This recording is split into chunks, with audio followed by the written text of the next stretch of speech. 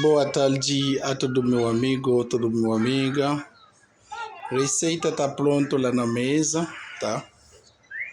Eu já fiz a receita sopa, óbvio. Apresentação, receita, né? Apresentar para toda pessoa, né? Receita tá fica pronto. É sopa bem delicioso, bem lindo, muito bom também, tá? Uma sopa normal, esse sopa haitiano é diferente com o brasileiro, né? Deus abençoe a toda pessoa que vai compartilhar. Deixa um like para mim. Escreve também qualquer coisa você vai escrever.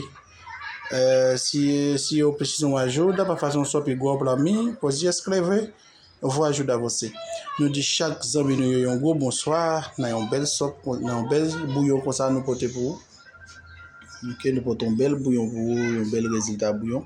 Et nous avons tout ça qu'on a besoin pour faire bouillon en tout. Ou même qui t'a besoin de faire un bouillon comme ça. Il n'y a pas de problème pour nous. Nous sommes capables d'aider. Nous sommes toujours capables de faire. Nous avons un bon petit dos glacé, nous pas mettre de jus. Après nous soutenons ce sport là, nous avons un bon petit bouillon. Nous pouvons préparer le bouillon vraiment belle. Nous mettons qui bœuf, tout ça. Nous avons un bouillon qui peut déranger peu ce soir. Que souhaite bon Dieu bénisse chaque ami qui parle de la vidéo. Que bon Dieu bénisse, que bon Dieu poisson, nous montons le chaudière, nous mettons sous table, nous finissons avec le résultat, ça est le résultat final. Bon Dieu bénisse, ciao, ciao, pour une autre plus belle vidéo.